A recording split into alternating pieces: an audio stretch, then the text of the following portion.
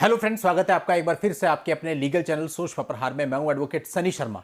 और दोस्तों, आज की इस वीडियो में जो बात मैं बताने वाला हूं वो आप लोग बहुत ध्यान से सुनना और बहुत ध्यान से समझना। दोस्तों, आप लोगों के ऊपर फॉल्स 498 हो जाते हैं। ऐसे हजारों लाखों लोग बैठे हैं जिनके ऊपर फॉल्स 498 हुए हैं। उनका कहना होता है कि साहब इसमें एक भी चीज सच्ची नहीं है। जो मैं आपको समझाना चाह रहा हूं वो बात यह है कि कई बार आपके पास एविडेंस होते हैं इन चीजों के, जिनसे आप लड़की की हर एक बात को झूठा साबित कर सकते हैं। आपके पास कॉल रिकॉर्डिंग होती है, कई बार आपके पास फोटोग्राफ होता है, कई बार सीसीटीवी फुटेज होता है, कई बार कोई डॉक्यूमेंटेशन होती है जिससे आप ये साबित कर सकते हैं कि भाई लड़की ने एफआईआर में जो भी लिखवाया ये सब झूठा है। दोस्तों, अब मैं आज का ये जो वीडियो है ये अपने प्रैक्टिकल एक्सपीरियंस के आधार पर आपके लिए लेकर के आ रहा हूं। कल मेरे पास एक केस आया था गुना मध्य प्रदेश से, और उसके आधार पर आपको समझाने वाला हूं कि किस प्रकार से मैट्रिमोनियल केस में चीजें होती हैं, या फिर आप कह सकते हैं हो सकती हैं, और ये आप में से किसी के साथ भी हो सकता है। इसलिए जो मैं आपको हमेशा से समझाता रहा हूं, आज एक प्रैक्टिकल रियल केस के आधार पर आपको बताने वाला हूं। उस पूरे केस के तथ्यों को जानने के बाद आप इस बात को जरूर समझेंगे और आने वाली मुसीबत से बचेंगे। तो इस वीडियो में आगे बढ़ने से पहले मैं आपको इस पूरे मामले का पहले कंटेंट बता देता हूं, ताकि जो चीज मैं आपको समझाना चाह रहा हूं वो समझाने में मुझे आसानी हो।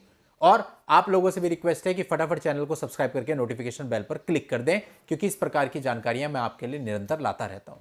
दोस्तों, ये मामला कुछ ऐसा था कि उन्होंने मुझे बताया कि साहब 2007 में मेरी शादी हुई थी। 2011 में लड़की ने 498 और संबंधित धाराओं में एक मुकदमा दर्ज करा दिया। इसके बाद इन्होंने हाई कोर्ट में क्वेश्चन डाली और हाई कोर्ट ने पूरी एफआईआर को क्वैश कर दिया।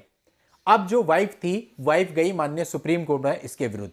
तब से लेकर के अब तक अटकारा, और 2022 में माननीय सुप्रीम कोर्ट ने इस मामले को खारिज कर दिया। यानी जो क्वेश्चन का ऑर्डर हाई कोर्ट ने दिया था उसको सेट असाइड कर दिया और बोला मामला चलना चाहिए। और 2022 में यह मामला आया कोर्ट में, यानी लोअर कोर्ट में स्टार्ट हुआ। अब देखिए दोस्तों, 2011 में एफआईआर दर्ज हुई थी, 2022 चल रहा है, यानी कि 11 साल में तो मामला फ्लोर पे आया। अब यहां से केस चलना शुरू होगा। फिर जैसा कि आप में से बहुत सारे भुक्तभोगी हैं जिन्हें बहुत अच्छे से पता है कि 498 में कई बार 6 साल, कई बार 7 साल, कई बार 8 साल और कई बार उससे भी ज्यादा टाइम लग जाता है। तो अभी तो मामला शुरू हुआ, यानी 11 साल वो प्लस यहां पे जो टाइम लगना है 7-8 साल का, ये भी आप उसमें ऐड कर लो, यानी 20 साल बंदे के खराब हो जाएंगे यदि वो एविडेंस के बेस पर लड़ने की कोशिश करेगा। अभी भी बंदा मुझे कह रहा है कि मेरे पास ये एविडेंस है और क्या मैं इसके आधार पर केस जीत सकता हूं। निश्चित रूप में अगर आपके पास एविडेंस है अच्छे तो आप केस जीत जाएंगे, लेकिन आपकी लाइफ का कितना समय खराब हो गया ये भी तो सोचिए। 11 साल आपके वहां चले गए, 7-8 साल आपके यहां पे चले जाएंगे, तो कितना टाइम हो गया, यानी लाइफ के 20-21 साल तो इसमें चले गए, बचा क्या।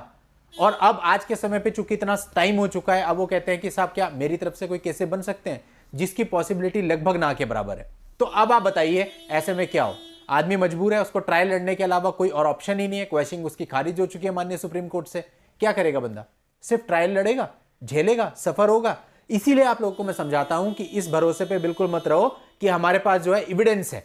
ठीक है, आपके पास एविडेंस है, ठीक है, आप साबित कर देंगे कि वो गलत और आप सही हैं, लेकिन ये साबित करने में आपका पूरा का पूरा जीवन लग जाएगा ऑलमोस्ट, और उसके बाद कुछ बचता नहीं है। तो इसीलिए मैं आपको समझाता हूं कि भाई इनिशियल लेवल पे ही आपको अपनी तरफ से सही स्टेप लेने जरूरी हैं, जिससे आप सामने वाली पार्टी को दबा करके, सामने वाली पार्टी को डाउन करके अपना सेटलमेंट कर लो अपनी शर्तों पे और इस पचड़े से बाहर आ जाओ। अदरवाइज कोई फायदा नहीं है। आदमी मैंने देखा कई बार लोग बहुत बूस्टेड होता है कि मेरे पास ये एविडेंस है। भाई आपके पास एविडेंस है, लेकिन उन एविडेंस का आपको इंस्टेंटली कोई फायदा नहीं मिलने वाला है। जब तक फाइल आपके एविडेंस पे पहुंचेगी और डिसाइड होगी तब तक बहुत लंबा समय गुजर चुका होगा। वो लड़के जिनके दाढ़ी के बाल ब्लैक हैं वो व्हाइट हो चुके होंगे। अगर आप इतना वेट कर सकते हो तो आप ट्रायल चलाओ, अदरवाइज तो जैसा मैंने बहुत सारे वीडियोज में आपको कई सारे तरीके बताए हैं इन चीजों से बाहर निकलने के, आप उन्हें देखिए, फॉलो कीजिए और इससे बाहर आने की कोशिश कीजिए। चलिए दोस्तों, आज के इस वीडियो में इतना ही। नेक्स्ट वीडियो में नई लीगल जानकारी के साथ मैं आपसे फिर मिलता हूं। तब तक के लिए good bye and thank you for watching. Take care.